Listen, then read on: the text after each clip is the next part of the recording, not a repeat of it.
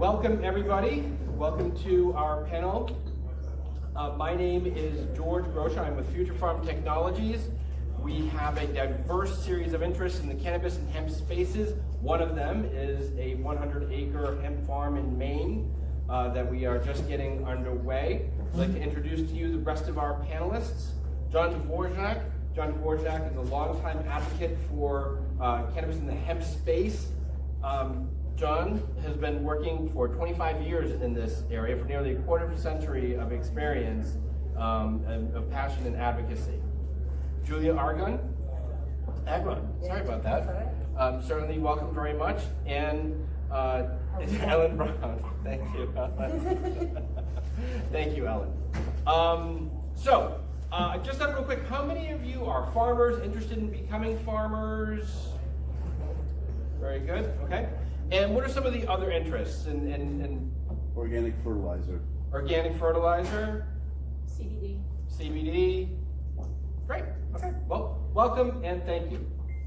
All right, so the first thing I'd like to talk about, I'd just spend a few minutes on Hemp 101 and CBD 101. Like, what are the distinctions between marijuana and hemp? So John, why don't you dig into that a little bit? Well, they're both cannabis, which I think everyone knows. Hemp has a small amount of THC, which is the psychoactive component in cannabis, whereas hemp has to have less than 0.3% THC to be defined as hemp. Although marijuana, the stalks in marijuana are the same stalks that grow in hemp, so you can use those stalks for hemp products. The root balls are the same in both.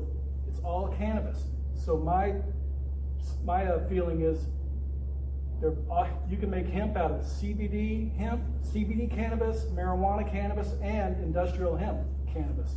So it sort of opens up the definition from what our government says. So speaking of that, right, industrial hemp cannabis and the definition that the government has, I think currently there is not very good language that makes a distinction between hemp that you might grow for wellness, for CBD products, versus hemp that you might grow for industrial uses like fiber and hemp. Can you talk a little bit about that? Sure. So really when you talk about industrial hemp, what you're picturing is a plant that's grown like corn, tall, mostly all stalk, and that's what's processed for fiber. That's what is processed for herd at this point. If you're growing for seeds that you're pressing into oil, that's what it looks like. And when John says it's all the same plant, he's right, but the machinery right now to process exists for that kind of plant. If you're growing for CBD, or you're growing what I tend to call therapeutic hemp, you're really growing plants that were, for sale in dispensaries a few generations back, and they are bred to produce a low enough level of THC to be considered hemp and a high enough level of CBD to be really effective medicinally. So they tend to represent that full spectrum of cannabinoids, that full spectrum of terpenes that you get the most beneficial therapeutic product out of. So anybody in New England, at least in the Northeast, who's growing for CBD is primarily growing that kind of hemp, which means it's a whole different growing process, it's a whole different spacing in the fields, and it's a whole different harvesting process. So it's really important to sort of recognize the distinction between industrial hemp and therapeutic hemp, even though it's all being labeled as industrial hemp in the government. But therapeutic hemp hasn't really been codified as a term in the industry, right? I mean, to your understanding as well. No, but I love it. I wanna start using it and letting people know all about it. Usually, I'm a hemp farmer myself, so when I'm looking at the different cultivars and what they're able to do. So some genetics, some cultivars are specifically for a dual purpose crop for grain or fiber. But now we're having this tri-purpose crop where we can grow for grain, fiber, and for the therapeutic uses of CBD. So knowing your genetics is going to be really where you want to start to know whether or not you're growing that marijuana or you're growing the hemp. I find it really interesting that this is just such a new and burgeoning, ecosystem that it still lacks fundamental language to make distinctions about, these popularly held and grown plants, that we still don't even have that language that's been unified and codified.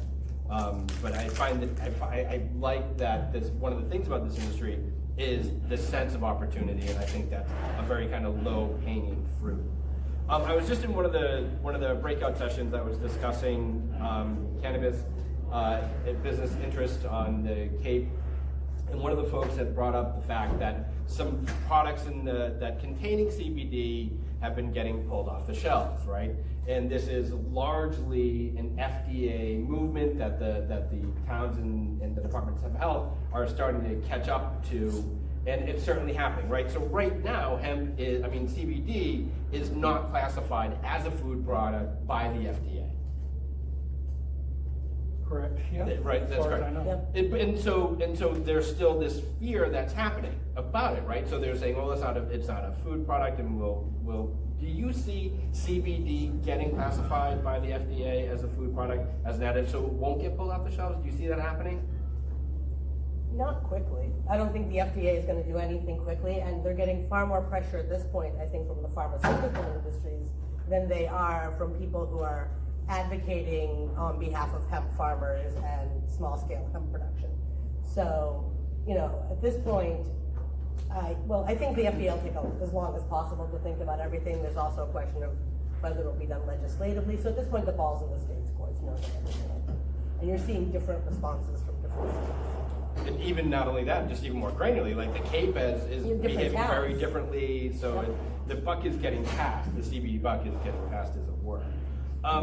But I find that the pulling of CBD products is still, however legislative that it's being managed, but I still find that rooted in fear. How did we get here? How did this happen? Right, and it is fear, it's reefer madness. It's all based on that because of marijuana and because of its relationship to marijuana. They're arresting truck drivers that are hauling hemp. Like through Idaho, a couple truck drivers got arrested for hauling illegal hemp. That's not right. But that's because people are still afraid of it. There's a stigma against cannabis and against marijuana that is deep-rooted in our society. And so that's one of the biggest stigmas that we have to face and work around and work against. What's your sense of how that happened? Like, do you have a sense of the history timeline here? I believe it happened in the 1930s when Harry Anslinger, they passed the Marijuana Tax Act in 1937, and they made marijuana illegal.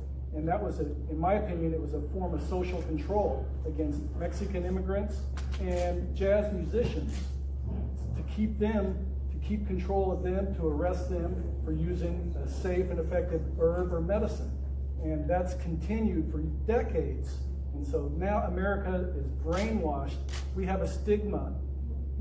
Cannabis consumers are stigmatized. And I call it a catch-422.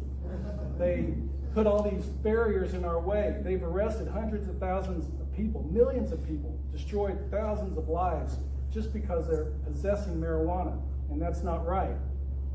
Hemp has been painted with that same brush because it is cannabis. So they basically made hemp illegal at the same time. Right. And now that marijuana is starting to become legalized, the stigma's eroding, erasing, but we still have a long way to go. Industrial hemp was promoted during the Second World War. It was, and that's after. And then yes. the DuPonts. Well, that's a theory, and I haven't seen any evidence of that actually, because back then, in the early 1900s, the hemp industry died out on its own. This was before reefer madness. I have a hemp shirt that's over 30 years old. Yep, It no, doesn't hemp wear is- out. hemp is they very- don't want it. It's very strong and durable fiber. I'm covered with hemp from head to toe. And that's why I call it the green buffalo. You can make so many things out of the cannabis hemp plant. But the history of hemp, and I think that's our next topic, I don't want to jump in too quickly, but hemp has a long history. It's been used for thousands of years by almost every civilization on Earth. The sails, all the rope, cordage, and rigging of all the sailing ships in the 1700s was made out of cannabis hemp. The sails, the canvas sails, were made out of cannabis. And actually, the word canvas is derived from the word cannabis because they were made out of cannabis. But during the 1800s, and there were even incentives for settlers and for colonists to grow hemp. However, hemp cultivation never took off in America to the extent they wanted. They wanted to grow a lot of hemp in America, but we could not compete with Russian hemp. They grew millions of acres of hemp in Russia during the 1700s, 1800s. It's much cheaper, much higher quality. So we imported hemp fiber from Russia, we spun it into ropes, and made canvas sails. But hemp cultivation never took off in America. Even though they grew quite a bit in Kentucky, it was only a couple 100,000 acres. And when you think of it, the scale of things, that's really not that much. So throughout the 1800s, other hemp fibers like abaca, jute, sisal, or other plants you can make rope out of, they became more popular, they're cheaper to make, so they displaced cannabis hemp rope. So by the 1900, there are only about 10,000 acres of hemp being grown in the entire country. So the hemp industry was dead based on supply and demand, not because of reefer madness. But then when the 30s rolled around, when they made marijuana illegal, they sort of swept hemp under the rug along with marijuana and basically made it illegal too. And back then they were using hemp mainly for twine and rope and cordage, and actually you can go up to Plymouth Cordage Company right up here. They made hemp rope for over 100 years. It's a great job opportunity for a lot of people. But it declined basically, and so they didn't realize you could make hempcrete out of it, biodegradable plastic, or they didn't utilize the hemp seed, which we all know is the new superfood. So there are all these aspects of the cannabis hemp plant that weren't being utilized back then, but now they are. Now we understand how important it is and how versatile it is. Now it's really going to explode. But the whole DuPont, Hearst, Mellon conspiracy, I really don't see any evidence of that. So Ellen and Julia, from an economic and agricultural perspective, what were some of the more devastating effects of that prohibition? And I think as a follow-up question to that, can we recapture it? Can we really think about whales repopulating the right whales out here? We just had 3 or 4 new births, which is really incredible for us. Do you see the hemp industry and CBD kind of being able to recover from the devastating loss that it had? I see that a lot of farmers want to transition whatever farms they have now into the hemp space because of the ROI per acre. And that's what it comes down to, because if you're a farmer, you have a 1-year cycle, you have a 1-year season, and then how am I gonna get back all the money I put in for the amendments, for the soil, for the tilling, for the irrigation, for the cost of the seeds, and then how am I gonna have enough money to pay that back and then live on it for the year? And they're seeing a huge decline with farmers for things like dairy farmers. Now they have all this land, but they don't have enough, the supply and the demand isn't there. So there's a demand for hemp, so they're looking to convert this land. Up in Canada, I'm working with a farm that's looking to convert to hemp, and they used to sell Christmas trees. Christmas trees take 10 years to grow, and the ROI is $70 a tree. I'm like, that's $10 every year. That's what you made after doing that. It isn't sustainable. So what is a sustainable market? So looking at, for those of us that have land and those of us who are looking to transition their land, hemp would be a great thing because it's that tri-purpose crop. You're gonna get the money that you're gonna get from the CBD oil, but then those long fibers, what can you use that fiber for? Do I wanna use it for things like hempcrete? Do I wanna use it for a biodegradable plastic? Okay, there aren't any manufacturing companies. How do we do this? How do we get the capital? How do we get the 40 million startup? This event right here is a great place for you to start, letting all of those ideas formulate and then talk to the other panelists, because right now there's a different panel going on about how do I get investors. So now that you got the hemp bug, go talk to your investors saying, hey, how do I become the first hemp creators? How do I make houses that are for maybe low income or easy to afford or easy to build? All these different things, you need to find a problem and then create a solution with hemp. And I think, I think Ellen brings up a point which you talked about, what was the devastating repercussions of prohibition. And the lack of infrastructure is probably, on a national level, actually the biggest loss.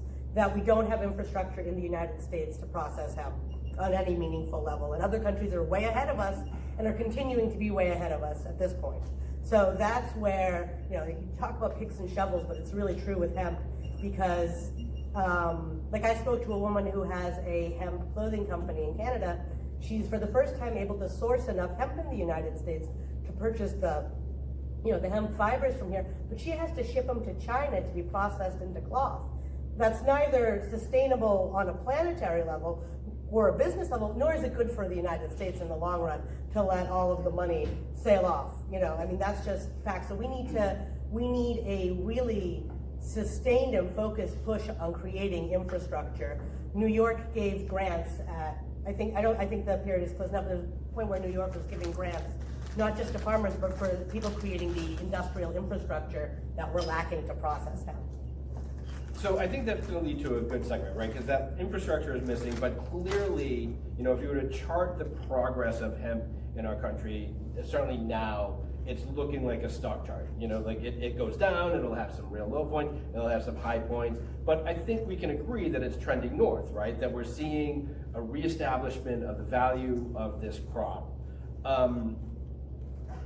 I consider the passage of the inclusion of hemp and declassifying hemp as a Schedule I drug in the hemp farm bill as probably the first and most significant step. But am I missing something there? Were there other steps that were more meaningful or just as meaningful to starting this crop to gaining the legitimacy it deserves, or was this really the first step? I'm a grassroots person. I don't think anything starts on a federal level, and I think the movement that you've seen in states, primarily states that have, cannabis forward laws in the first place and sort of have brought hemp along, but also states that recognize for their farmers to survive, they really need to start looking at other crops and options. So really that's where I think the real impetus comes from, is on a state level, and the federal government is always just responding. I love what you're talking about with the grassroots. Has anybody read the book The Emperor Wears No Clothes by Jack Herer? That's a fantastic book. Jack Herer is no longer with us, but he was a pioneer in being a hemp activist here in the United States. And if you get a chance, that's a great book to read. So the activism and the people that were aware that this is a plant that can be used, and a plant that is so versatile, and a plant that's wrongfully being persecuted, those activists have really made this possible. And you have really helped to make this possible here in the state of Massachusetts by legalizing for adult use, by being active, by being in this room today to arm yourself with the knowledge you're going to need to go forth to help make this industry everything it needs to be with that sustainable infrastructure. So speaking of that, right, the Farm Bill did do a lot, right? But not everybody has read the Farm Bill. I mean, it's really big. I want to provide some information about what some of the more meaningful contributions and some of the freedoms that starting to grow your own crop in this area. What are some of the luxuries that the passage in the Farm Bill has afforded? What are some of the more meaningful things that you've seen happen as a result of the Farm Bill? So the first place you have to start is we're not entirely operating under the Farm Bill yet. In Massachusetts, with the exception of loosening of restrictions around what can be imported in terms of genetics, we're really still operating under the 2014 Farm Bill and the regulations that MDAR and legislation have created within Massachusetts in a response to our own legalization bills. And that's what MDAR will tell you, that they're waiting for federal regulations to be rolled out so that they can create more long-term regulations based on those. So there's a lot of, I don't like to use volatility, but there's still a lot of changes in the air for hemp in Massachusetts. And there's a few, like the introduction of crop insurance is obviously huge for farmers. And just the passing of the Farm Bill, what it's done to get people thinking about this as a viable option is huge. But in terms of how it's affected day-to-day farming, it really isn't there yet. Yeah. But so providing crop insurance, that's a really big element. What are some of the other things that you've seen? Well, I think there's going to be a lot of repercussions from the Farm Bill and a lot of advances. And I just want to go back to the infrastructure a little bit because of prohibition, there hasn't been any research and development into the machinery that harvests and processes hemp. And hemp is a very complex plant. This fiber is very strong. So we need engineers. We're inventing an entire industry from the ground up. So we need engineers out there to invent new machinery. The sky's the limit, but it's going to be a lot of work, a lot of trouble, but one thing everybody can do, this is my business card. It's made out of hemp. Anybody that's in the cannabis industry should have hemp business cards. This makes a great statement And, you know, you're giving people a piece of hemp as you do that. Or make your products, packaging, make it out of hemp paper, or all this plastic that's so much waste in the cannabis industry. Why not biodegradable hemp plastic? Or t-shirts, if you're giving away or selling t-shirts, hemp fiber or hemp t-shirts. That's something that everybody can do on a business level that I think will help, you know, grow the industry, create the demand, so that our farmers will have more reason to grow this crop, because they're not going to grow it unless there's a demand out there. And we need to create that demand. What could be another tool that was derived from the passage of the Farm Bill, right? So crop insurance is a real material thing that farmers can look to as, you know, providing some assistance. What are some other things that you might see from the Farm Bill, Ellen, that have paved the way for some ease of restrictions? For myself as a farmer, I think we already touched on it. One of the most important things is being able to insure your crop and being able to have a crop that you know that, you know, act of God, force majeure, whatever befalls you, you're going to be able to recoup those losses. Because if not, you're just putting things out into, you know, your field and hoping for the best. So having, being able to have backing by being able to have insurance on the crop itself is going to be huge, because they'll insure right now, they'll insure your crop, yeah, they'll do liability insurance, they'll insure your equipment, but to actually give you an idea of a dollar amount for what you can get back on your crop here in the United States is going to be huge. I'm doing a lot more work in the Canadian sector, where, as you know, on October 17th, they legalized federally. So everything is run through Health Canada, everything's run through their federal department, and it's so streamlined. It's like, oh, I love it. I love it all day long, because it's one system, and that's all I have to deal with, and that's all I have to do. And all of the data that they're collecting from the entire country, from every different province, they're putting together, so that way we can look at who grew what genetics and how they're using it in X, Y, and Z. Whereas we have all these individual 50 states that just aren't talking to each other. So we really need to, with the Farm Bill passing, start to share that information, start to have baselines and see, yeah, what are we doing with all of this hemp that we're going to be able to grow and process and manufacture here in the States. For me, go ahead, please. So I want to ask you, George, because George is growing hemp. You guys are growing hemp in Yep. Maine and different states. Yep. So how do you think the Farm Bill is going to? So there's a couple other material things that makes growing hemp a little bit easier for us. One is the availability of grant money. So you can apply for grant money through whatever state's Department of Agriculture program that they have. The amounts, you know, vary from state to state. For example, Maine has allocated about $250,000 for the entire state, which is exceptionally small. But it is one of those things that can help drive innovation for your crop. So we had applied for some of that grant money so that we could look at some modified harvesters that we thought were going to be, you know, helpful for us. So that's one. The other thing that it allowed to do was opening up the ability of commerce. Now, shipping still is a problem, kind of like what John was saying. You know, so let's say we grow our biomass and we're going to be shipping it across somewhere else. There is risk associated with that, but the fact of the matter is we are now able to grow it. So the fact that it opened up the market to us for us to be able to do that and transform, you know, get farmers to more current economic standards from a Christmas tree. The profits associated with a Christmas tree is really interesting to me. We are, just so you know, we're going to be giving about 15 minutes for questions. But go ahead, I'm kind of curious.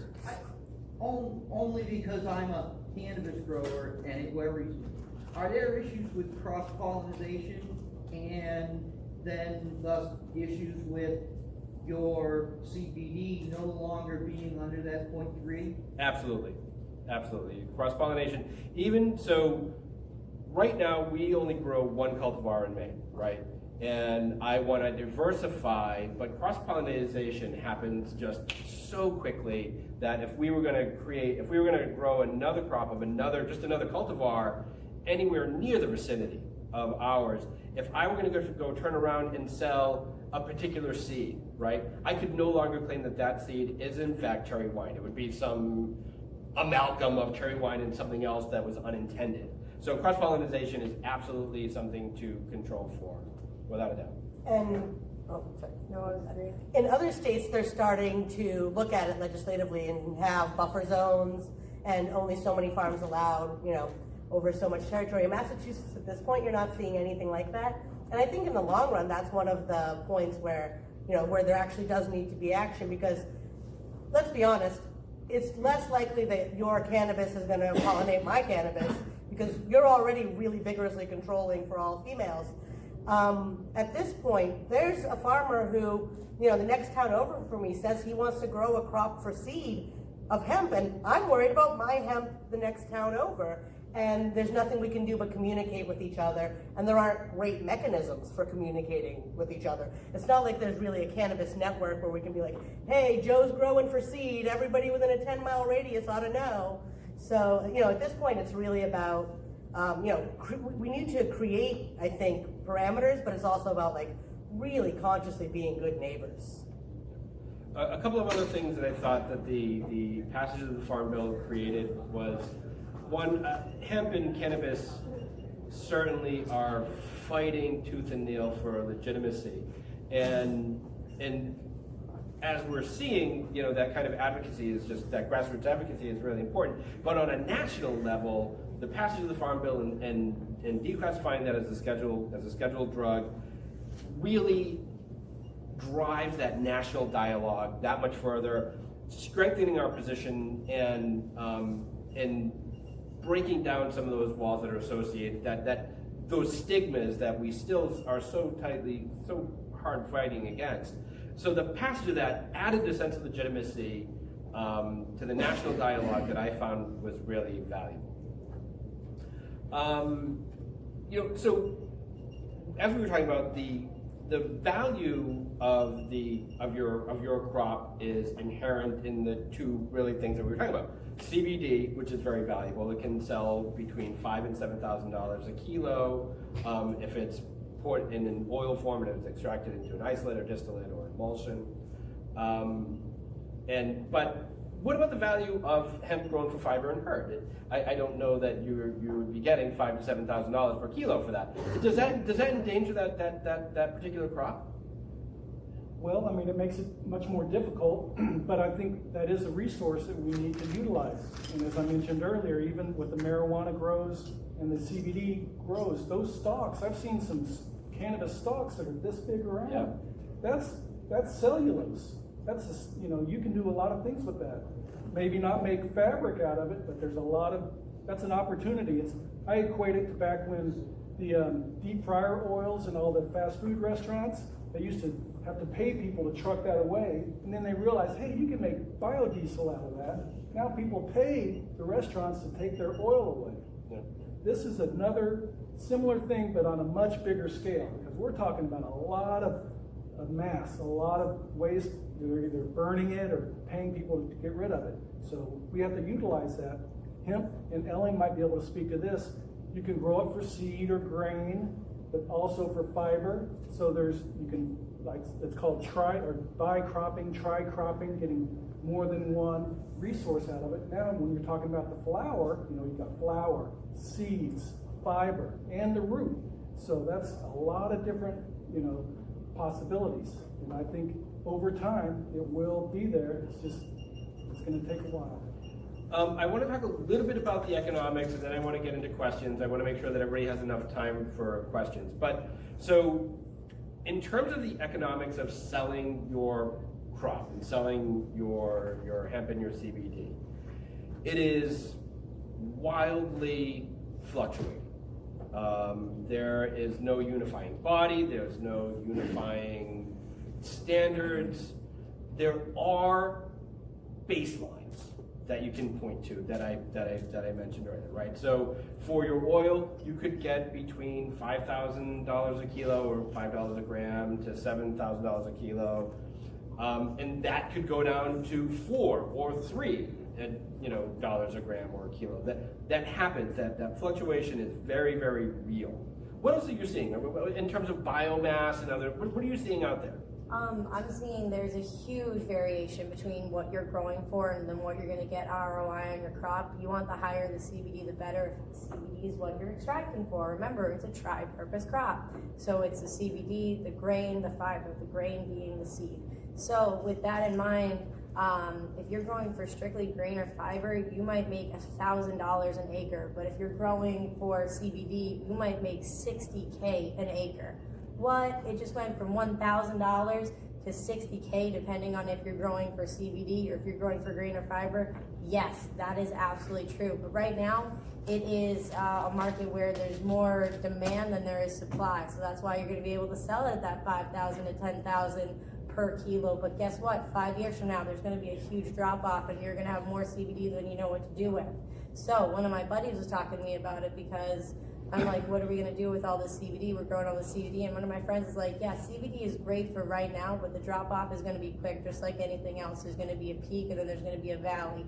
Right now, we're going up the train together, right on the roller coaster, all is one, but we're going to go down, we're going to go down hard, we're going to have more than we're going to be able to do with. So with that in mind, maybe looking at, yeah, what can we use the cellulose in the plant for? What can we use the grain for? How can we use it for phytoremediation? How can we use it for a plastic? Because hemp is going to dwarf the cannabis industry in every way, because it's such a versatile plant. We're not growing for necessarily the THC percentage. We're growing for the stalks that are going to be 16 feet tall, so we have just the most amount of cellulose we can use. So those of us that are looking long-term down the hemp line of, okay, how do I get the most out of the other, purposes of the crop for the grain and the fiber, those are the people that are going to be, more successful, or are going to continue to be successful, because right now everybody's CBD, CBD, CBD. But I just said it was a tri-purpose crop, so what about those other two facets? Those other two facets are going to be big money makers too. And if you're somebody like, oh, hey, I already put the 40 or 4 million into my facility because I'm the person doing the decording, or I'm the first hemp creator, hempcrete company here in Massachusetts, so everybody's going to need to come to you. There's going to be everybody's growing it, but who are the people extracting it? And then if you have an extraction facility where you're like, yeah, we can do CBD, but we can also do fiber, we can make it into clothing, we can make it into paper, we can make it into whatever it might be, you're gonna be great. And before you put those seeds in the ground, at least start reaching out to people that can do the processing and that can do the distribution. You wanna have that hooked up before you even get going. With your season, where's all that CBD going? If you're growing all the CBD, is there somebody that can manufacture and process that in Massachusetts? What are they going to charge you? Are they going to charge you per acre? Can you do some kind of a deal? I've seen crazy deals where people are getting 50-50 splits.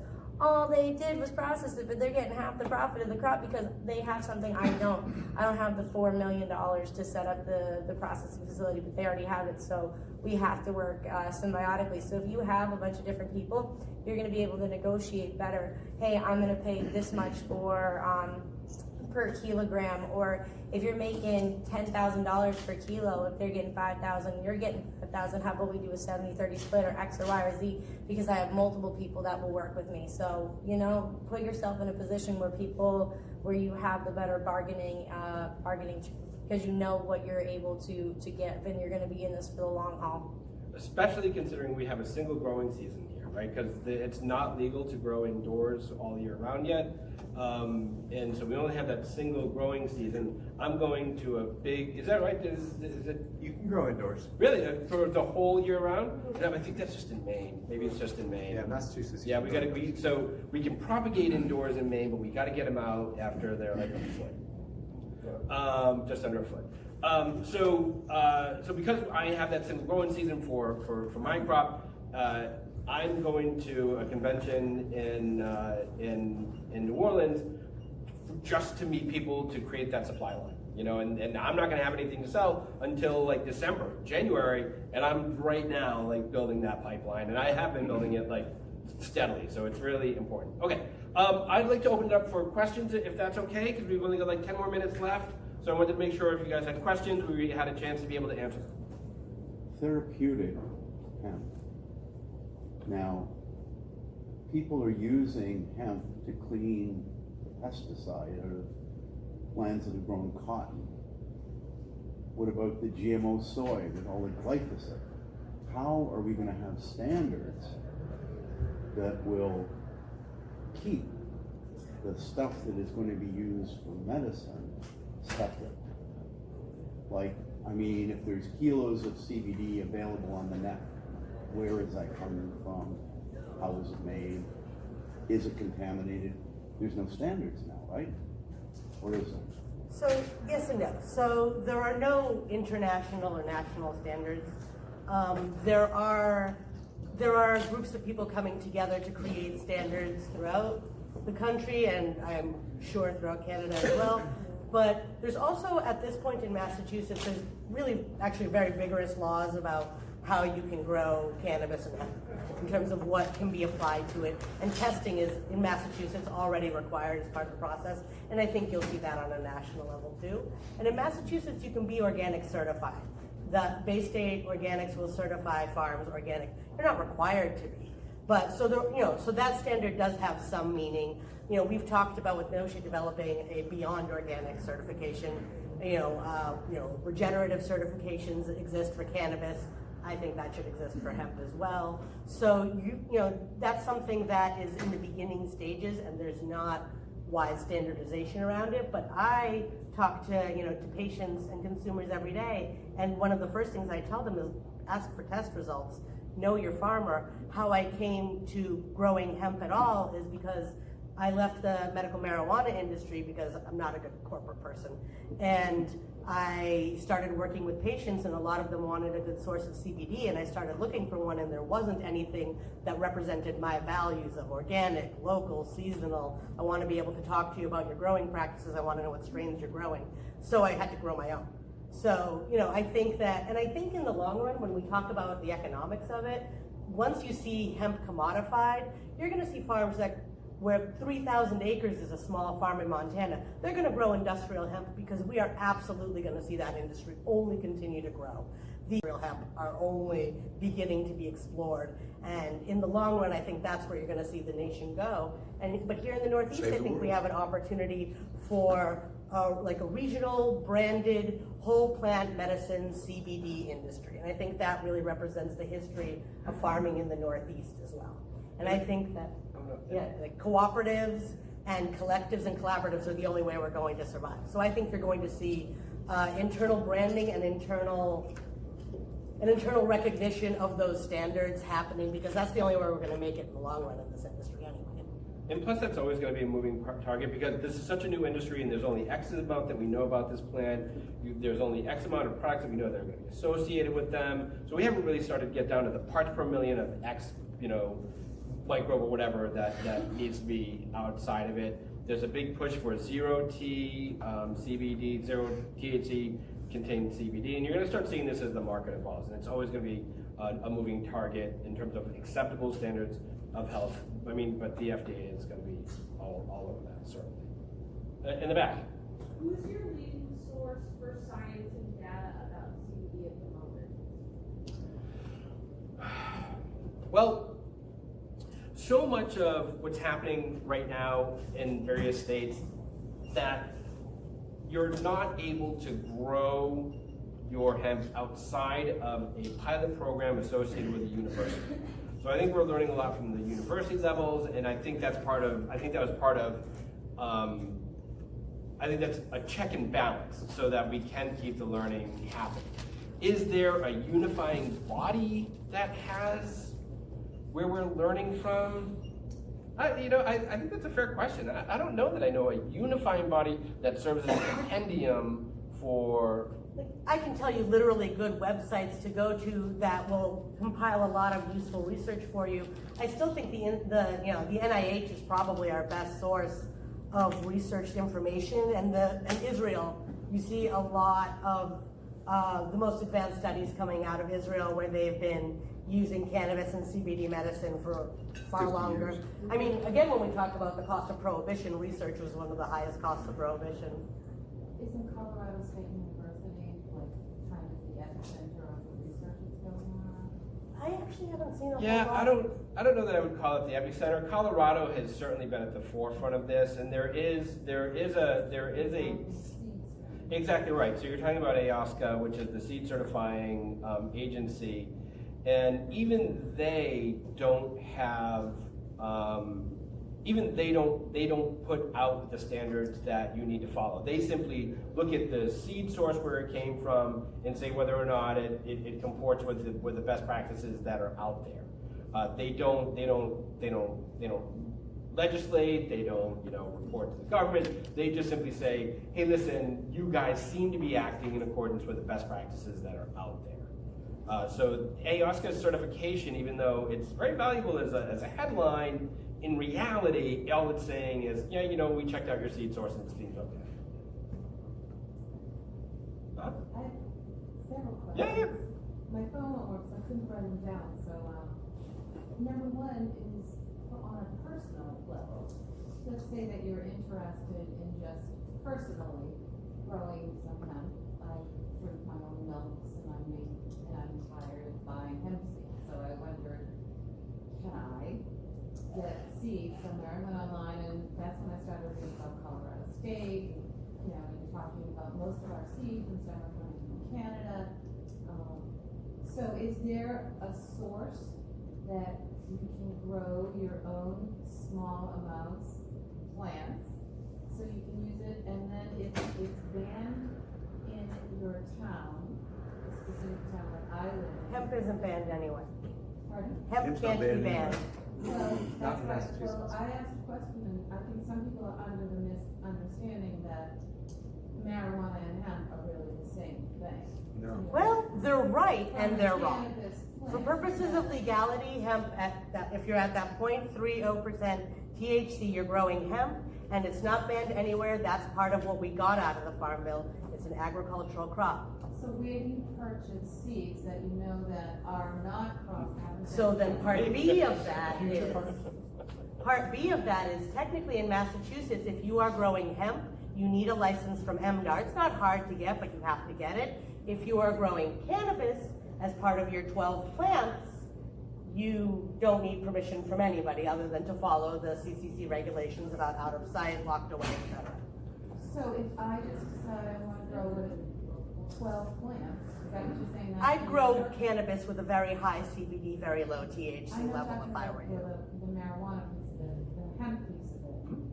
Would I still need a license just to grow it, a small amount, like, you know, a little greenhouse? If you're officially calling it hemp, yes, that's why I would suggest you grow cannabis sativa, which is what both hemp and marijuana are, as one of your 12 plants with a very high CBD, very low THC level. If you're calling it hemp, technically you need the license. It's literally that fine line. But if you're growing 12 plants, no one tests them. You can have as little THC in them as you want. Yeah. And I'll spend a few minutes talking with you about seed propagation for those types of plants and other seed sources as well. And if you do have your license, your industrial hemp license, when you talk to your seed distributors, when you do find the company that you want to work with, whether it's Centennial Seeds or anybody else, ask them, hey, do you have a processor that you work with? Because sometimes the people that you buy the seeds from, they'll actually buy back the crop from you because they know that it's certified, they know who grew it, and so you can start that partnership. Hey, I'm going to buy these seeds from you. What are we doing in October? I'll see you then. But on the level you're talking about, you're not going to work with those kind of seed suppliers. I can give you the names of people that will literally sell you like 1 to 10 seeds. So from that, because I actually am just kind of curious, recently just drove cross country from California and back to Massachusetts, and along I-40, which goes east, you will literally see signs and billboards that say, we need hempgrowers.com. And then I did a little Mitch Connell, he actually, stays in Kentucky, is like heavy duty into this now. So if you're interested in, my first interest is just like, how do I make my hemp milk and get my own seeds and produce that? But then purchasing a piece of property where possibly it would be like a small farmer. What is a small farmer? How much acreage? Would you require to have some sort of business and Yeah, that's actually a larger business modeling question in terms of like what your budget would look like, what you really want to get out of it. That's a really large conversation. I think the important thing to know is that you're able to. You certainly want to be communicating with the Department of Agriculture and make sure that you're compliant, but it sounds to me like you're asking, how do I create a successful business for hemp? And there's a lot of different ways to do that. But the fact of the matter is you can. And we'll talk about You can grow it in your depends. backyard, or you Yeah, can grow it on 10,000. It depends on what your goals are. It you depends know? on who you talk to. I'm growing 100 acres and I talk to somebody that has 3,000 acres and I'm nothing to nobody. I'm growing 55 football fields. So like, yeah, we need a large farm. Yeah. So depending on who you're depends. talking to. And it depends I on what grow your in my goals yard, are. we grow 60 plants. I grow in my yard, we grow 60 plants. So, because we only produce for our own, personal use. And are you guys providing, I didn't see if you have resources here that we can contact you or? I do. Absolutely. Sure, Yeah. certainly. We'll give you our business cards and we can have it. I think our time is up, but I do want to make sure that somebody else had a chance to, if you had a question, I want to make sure we got to it. I have one more question. Huh? One more question. The different parts of the plant, do the roots contain more or less CBD than the flowers? Less CBD, but not necessarily less medicinal benefits of the line. So there are other cannabinoids that are in There's the root that over- are as There are useful? therapeutic properties. I've seen tests that show no cannabinoids in the roots, but there are very good therapeutic properties to hemp. Hemp root salves are very good for pain and sores and scrapes. But we don't know exactly what's in it. Is that right? I don't know. Because there's been no research done? Very little. That's why we need more research. We're getting there, and Hempies we is are a great- really getting there. Great brand. They're called Hempies, and like their little slogan is "Getting to the root of the problem." And they can talk all about using roots. And if you like, I can send you some information about the different properties the roots contain. Yeah, and if we all learn and share with each other, it'll be awesome. All right, thank you very much. Thank you so much for our panelists. I hope this was informative for you and it was helpful. Take care, and everybody drive safe back home. Thank you.